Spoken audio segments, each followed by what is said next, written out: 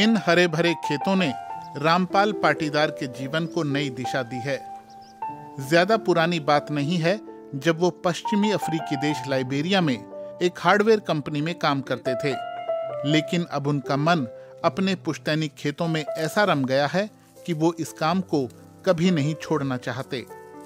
उनके परिवार में खेतीबाड़ी का काम पीढ़ियों से होता आया है, लेकिन रामपाल ने आधुनिक तरीके से जैविक खेती शुरू की, यानी यहाँ उग रही चीजें रासायनिक खादों या फिर नुकसानदेह कीटनाशकों से मुक्त हैं। वैसे ये एक संयोग ही है कि रामपाल आज इस काम को कर रहे हैं। लगभग 2 साल से मैं अफ्रीका में जॉब करता था। उसके बाद दीपावली त्यौहार आया था तो मैं इंडिया आया, फैमिली में बुलाया था। तो इंडिया आने के बाद थोड़े टाइम यहाँ रुका। कोरोना के बाद लॉकडाउन हुआ इंडिया में, तो फिर मैंने सोचा कि क्या करें। तो लॉकडाउन के टाइम फिर हम खेती बाड़ी की तरफ हम गए, खेत तरफ जाए। पिताजी की खानदानी हमारे पास ज़मीन है और पारंपरिक खेती वो करते थे। तो उस टाइम हमने सोचा कि क्यों ना इसको अपन आधुनिक तरीके से करें, कम खर्चे हो, लागत कम हो और प्रॉफिट अच्छा मिले। तो हमने हाइब्रिड खेती की तरफ अपना रुझान चालू किया। मध्य प्रदेश के आगर मालवा जिले में लगभग 3 एकड़ में रामपाल के खेत फैले हैं। पहले इन खेतों में सिर्फ सोया, गेहूं और चने की खेती होती थी, लेकिन अब यहाँ पर केले, अमरूद, लहसुन, टमाटर और बैंगन जैसी बहुत सारी सब्जियां और फल उग रहे हैं, वो भी पूरी तरह जैविक तरीके से। सेहत को लेकर बढ़ती जागरूकता का नतीजा है कि रामपाल की उगाई चीजें हाथों हाथ बिक जाती हैं। उस अंतराल में हमने तरबूज लगाए थे, काफ़ी कम जगह में लगाए थे, पर मेहनत करी, तरबूज का प्रोडक्शन अच्छा मिला। फिर हमारा रुझान और बढ़ा।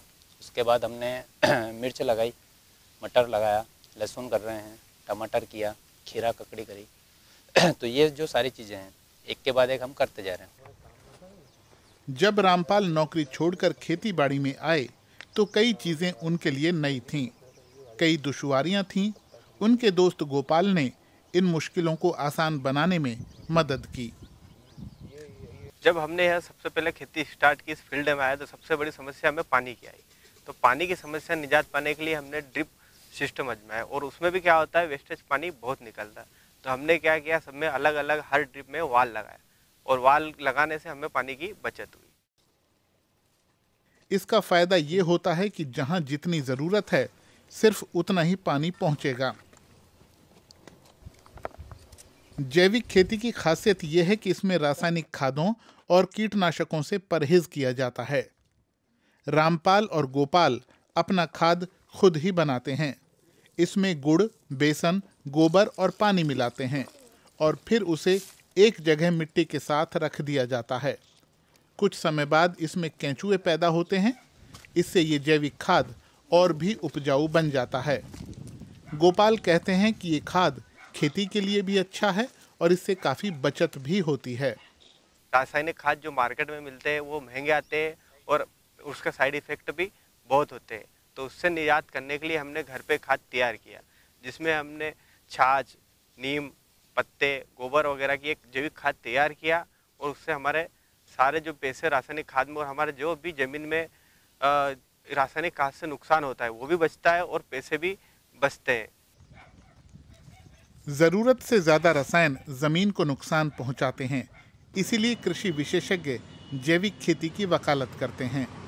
जैविक खेती के फायदे ये हैं कि अपने यहाँ जो वर्षों से रसायन युक्त खाद या रासायनिक कीटनाशकों का जो उपयोग किया जा रहा है फसलों में, उससे निश्चित रूप से शुरू में ज़रूरत थी उत्पादन ज़्यादा प्राप्त करने की। उस समय के लिए वो अच्छे थे और उससे उत्पादन में बहुत बढ़ोतरी भी हुई है, देश आत्मनिर्भर भी बना है।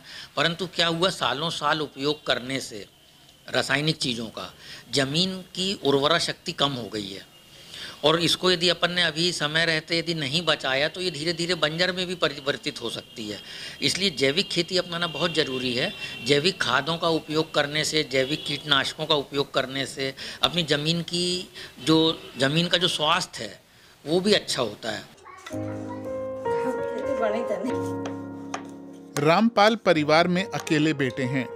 उनके माता पिता का कहना है कि जब वो लाइबेरिया में रहते थे तो घर सूना सूना हो गया था, लेकिन अब जब वो वापस घर आ गए हैं तो घर की रौनक लौट आई है। परिवार का कहना है कि बेटे ने वापस आकर घर का भी माहौल बदल दिया है और खेती का भी। पहले हम अपनी पुरानी पद्धति से खेती करते थे, सोयाबीन, गेहूं, चना। अब इसने आके बोला कि पापा मैं कुछ हटके करना चाहता हूँ, तो इसने कि मैं नई जैविक पद्धति से खेती करूँ और इसमें कुछ अपना विकास हो, ऐसा काम करूँ ताकि अपने को प्रॉफिट भी ज़्यादा मिले, मेहनत भी कम लगे और खर्चा भी कम आए। तो इसने इसके हिसाब से फिर जैविक खेती शुरू की, हमें अच्छा फायदा मिलने लगा।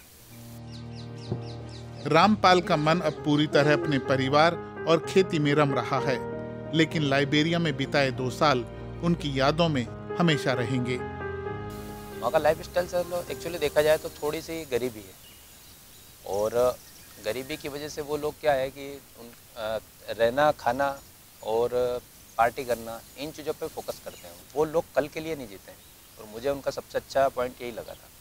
वो जो करना है वो आज करना है, आज के लिए जिएंगे, मस्त रहेंगे, और ऐसी लाइफ मैं भी जीना चाहता हूँ। ये सबसे बड़ा मैंने सीखा है वहाँ से कि लाइफ ऐसी होना चाहिए।